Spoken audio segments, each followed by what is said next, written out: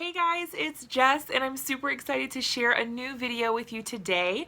We're going to be talking about how you can use up those backgrounds that you've created but don't know what to do with and that are taking up space in your craft room. I'm going to show you a couple easy ways to turn those into cards. We're going to create 11 cards today. I hope you love them. Be sure to let me know which one's your favorite. Let's go ahead and get started. All right, so let's take a look at the backgrounds that we're going to be using up in our cards today. I'm really excited to get these out of my stash. I've got a whole drawer full of stuff and I'm ready to use it up. So the way that we're going to be doing this today is so super simple. We're going to be focusing on taking these ink smushed backgrounds and applying larger stamps to them so that you get the most kind of bang for your buck of using them up. So we're going to be doing basically the same process for all of these. So these backgrounds were created using an ink smushing technique over the years. I don't know how long I've even had some of these, way too long, let's be honest. So definitely ready to get these out. So you can see all I'm doing is putting them in my stamp positioner and applying just some plain black ink. Really super simple. This is nothing fancy. So I did a few with this really gorgeous heart. All the stamps that I'm using here are from Trinity stamps, and I'm going to be focusing on two sets. One is called a Crafter's Heart, and then the other one is called Love You Bunches. So I just wanted to show the versatility that you could get with just a really small supply of stamps. You don't have to have a huge arsenal. You don't have to have a ton of different stuff. A large floral or a large heart image like that will do you good, and it works really well with these stamped images. All right, so another thing you can do here is to repeat stamp some of these flowers. This works awesome for scrapbook layouts and also for cards. And what I'm going to do is show you guys how I put all of these cards together. So here I decided that I'm going to need a lot of sentiments for these, so I took and inked up the entire Crafter's Heart stamp set. I left it on the protective, like the clear plastic sheet that it comes on, and I just used the scrapbook.com clear embossing ink for that. It lifted the whole thing and put it directly onto a piece of black cardstock that I treated with an anti-static powder tool. You can see the sticky kind of clear ink there, and then I'm going to go ahead and pour some embossing powder on top. This is white embossing powder from Ranger, and I use this quite frequently. And then I'm just going to make sure all of my areas are covered with that white embossing powder. Tap off the excess so that I don't have any stray embossing powder where I don't want it, and then I'll go ahead and heat that up with my heat tool. I don't know. I like to do a lot of heat embossing because I particularly like the black striking look of the sentiment on top of a colorful background. You guys let me know what you think about it down in the comments though. Do you like this sort of style or do you prefer something different?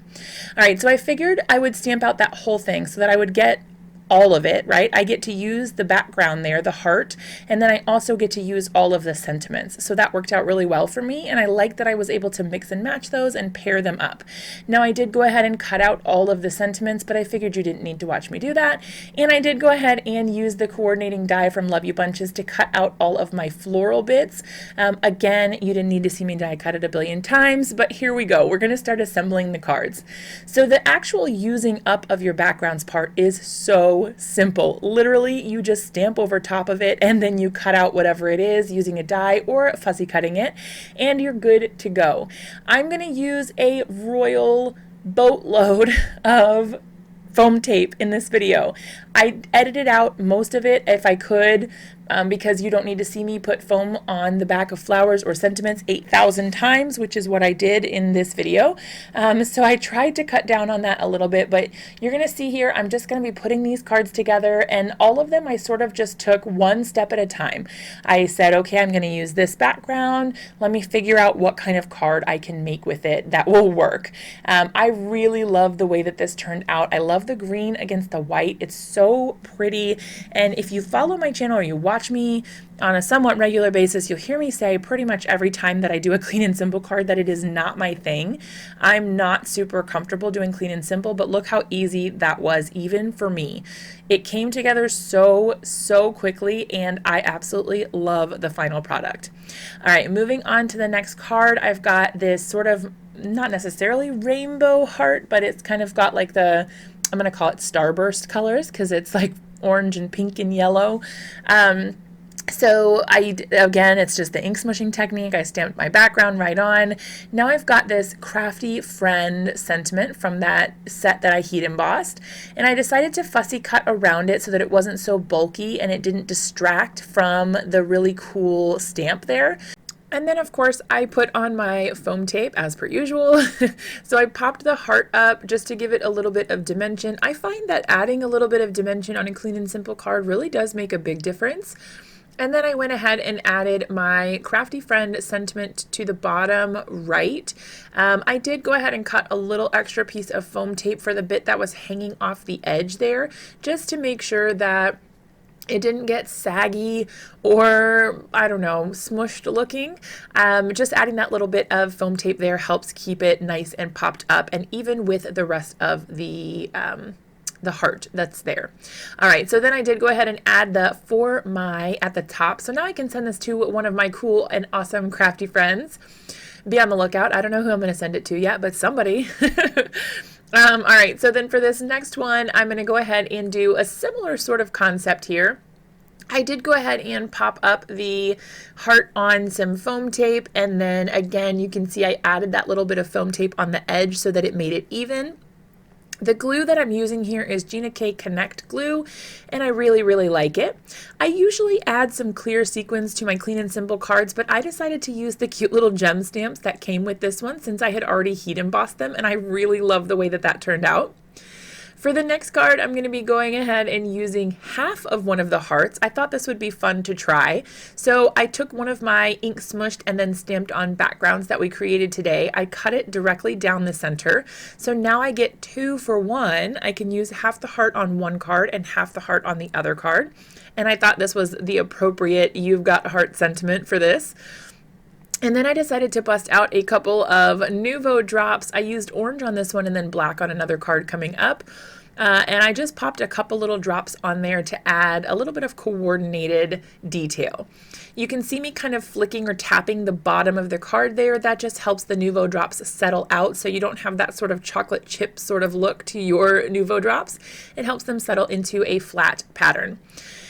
Now I am using up some little strips that I had cut off of all of these cards because I started out with 4 1/4 by 5 1/2 pieces of cardstock. Then I trimmed them down to 4 by 5 1/4. So I had all these little strips of white cardstock. I decided to add a little bit of interest and texture to my background of an otherwise plain and simple card by adding these little strips. So I just glued them right down. So then now it has this really unique texture that I didn't have to cut any extra stuff for. I didn't have to do any special techniques. I literally just glued them right onto the cardstock and called it a day. Once I got all of the little pieces glued down, I did go ahead and attach my heart and all of that to the card. Now I didn't go all the way up with these stripes just because I thought it would be fun to have a little bit more on the bottom and then less, kind of like an open area on the top. And then on the back there you can see there's some writing. It's actually where I had written down when I created the background which colors I had used of Distress Oxides. Sometimes when they get shoved in a drawer after I've created them, it's nice to be able to go back and see what I used because I surely won't remember by the time I pull it out to use it. All right, so then now you can see I've got the hello and the cute little heart there, more foam tape because of course, and then we're gonna go ahead and put this on to a card. Now I do want to apologize for the increasingly worse state of my nails during this video. I started out with like 1 chip, and then as I go on in this video, because I did film it over a couple days, it just got worse and worse, and I kept breaking my nails because we took a long trip to IKEA and we've been assembling furniture for several days, and I'm in the process of redoing my craft room, so it has been quite the adventure. So you will notice that my nails get worse in the video. I'm sorry. I'm human, can't help it. So I try not to judge me too harshly. All right, so for this next card here, I'm doing some random technique. I don't know. I just decided that this might look cool, and I'm actually really happy with the way that it turned out. So I used some sticky Post-it tape, and then I used a black ink pad to just swipe on some color. I intentionally left it sort of streaky looking. I did go back in with a black alcohol marker and kind of added in some more stripes just so that it looked a little more intentional. and had a little bit more variation. I don't know, whatever the word I'm looking for is. All right, more foam tape you don't need to see, but I did go ahead and pop that up. And then now I'm using the Dylusions Marble Black spray. I just take the lid off, tap the little handle, and it plops the ink right onto my paper for me. Love that technique. For the next one, I just did a bunch of stripes. Now, I did a workshop on a card similar to this that took a really long time. I'll link to the video here. But you can create a similar card to what we did without years of coloring if you wanted to just use an ink smushed background. But we did this striped sort of technique and layered it with the flowers, and it looked really cool. I like that you can do it in a much less amount of time by doing it this way. So that's always an option if you want a similar look with like way less time involved. I'm going to go ahead and pop that onto an A2 size card base. I guess it's worth noting all of the cards that I'm making today are A2 sized except for one. One of them is a 4 1/4 by 4 1/4 square card. Now, some of these cards, I did have a little bit of trouble figuring out what I wanted to do with them since I was creating so many at once. So I did set a few of them aside and then come back to them later to put on sentiments and things like that. So I'll show those at the end. All right, so for this card, I decided to do some rainbow ink blending. I grabbed some Distress Oxide ink pads and used the like Post-it note sort of tape to mask off sections so that I could get a little bit of an overlap. There was no real thought put into this as far as like how this was going to work and how it was going to blend and stuff. I just picked colors that I knew would like mix together and make another color. But if I had it to do over again, I would make the area that overlapped larger. But for whatever reason, I didn't do that. I did have some trouble, as you can see, with my memo tape or my Post-it tape sticking. And I actually did have the same problem with my purple tape. I think once the ink gets on the background, the tape doesn't stick to it well. I don't know if it's because it's wet with the ink. That could be it, but I had some trouble. The Post-it note was a little easier, but I did still struggle with that. All right, so you can see here, I'm just going to go ahead and mask it off again. I decided to just try, I was going to just keep going with it. I probably could have just used another scrap of paper as a mask, but I was committed at this point, so here we are. All right, so then I'm adding the Seedless preserves. The colors that I used here were picked raspberry, mustard seed, peacock feathers, and Seedless preserves. And then I was just figuring out how I wanted to add the heart on. I decided I liked it best like this, with the heart design kind of hanging off of the colored bit. I did decide I wanted to add a little bit more purple because I had sort of an issue with the ink blending, but then I had the same problem and it got blurry again, so I may as well have left it, but oh well. Mistakes happen and that's okay. All right, so there I am deciding on how to place it on the card. I ended up trimming it down. Of course, like I was saying, I made all of these 4 1/4 by 5 1/2. So then the piece of cardstock on the center is actually 4 by 5 1/4. I did the same technique here with the Dylusions Marble Black ink spray, just taking the lid off, tapping the top to splatter that little bit of black on there. I just thought that was a nice touch with the rainbow. I really liked the way that that looked. And then I went ahead and set it aside to dry and mounted it on a white A2 size card base again, as per usual. Once I did go ahead and mount that on top using the foam tape, I was not sure again what I was going to do with the sentiment, so I set it aside and came back to it later. All right, so for the next card, I wanted to do another one of those side stripey sort of things. So I went ahead and grabbed some of that purple tape. I used my little ruler from the Creative Corners that comes in a set from my Sweet Petunia, who makes the Misty. And then I just randomly drew on some lines, colored some in, made some thick. I really wasn't sure what I was going to do here, but I'm happy with how it turned out. So it really doesn't have to be fancy. You can do however you like it, just do it that way.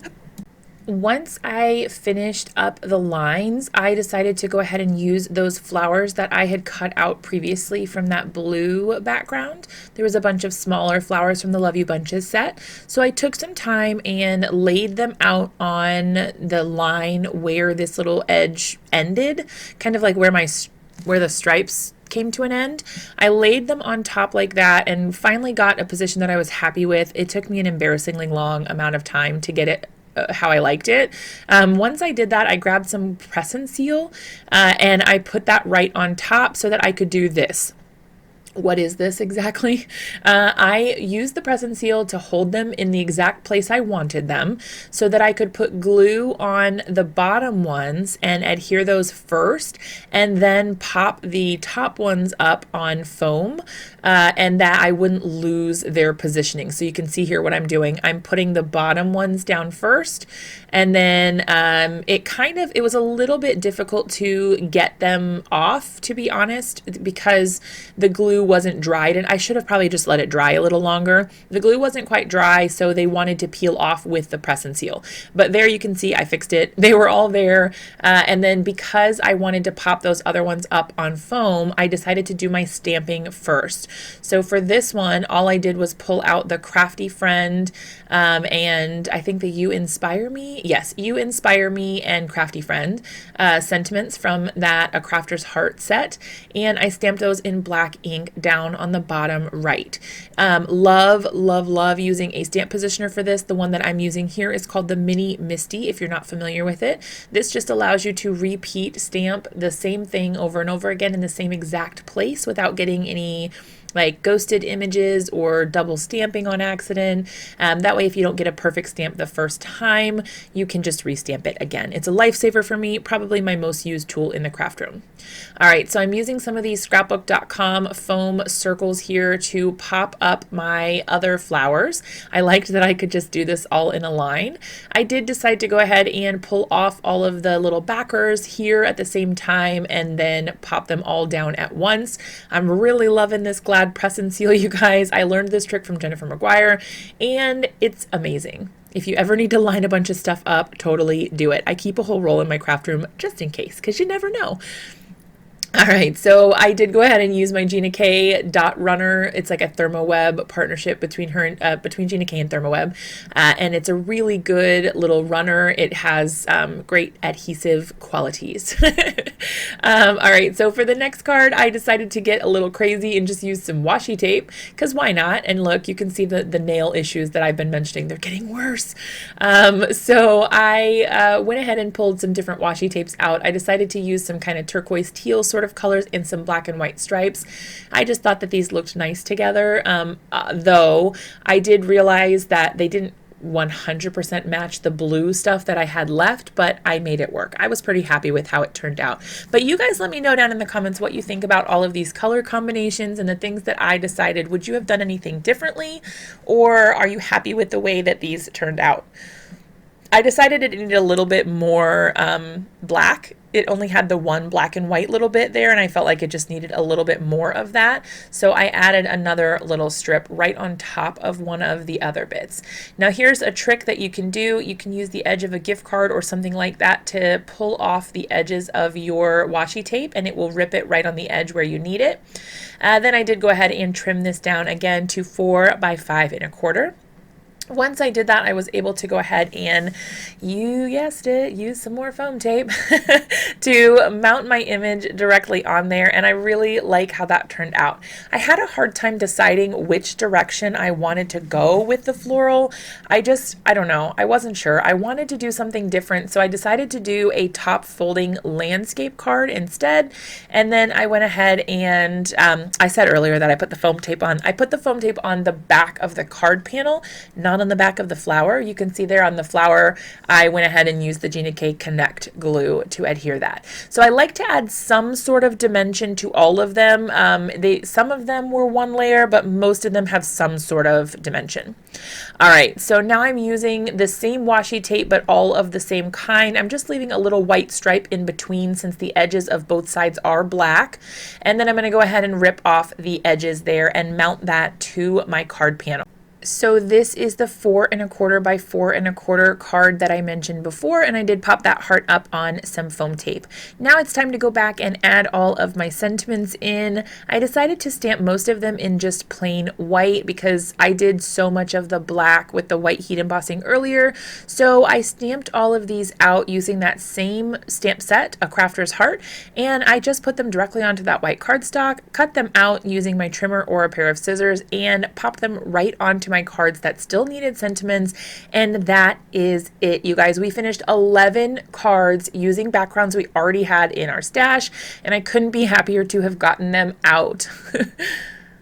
I would love to know what you guys thought about today's video and which one of these cards is your favorite. Let me know down in the comments so that I can get that feedback and apply it to future videos. Be sure to give this video a big thumbs up if you liked it. Subscribe to my channel if you're not already one of my subscribers, and I'll see you guys in another video so soon.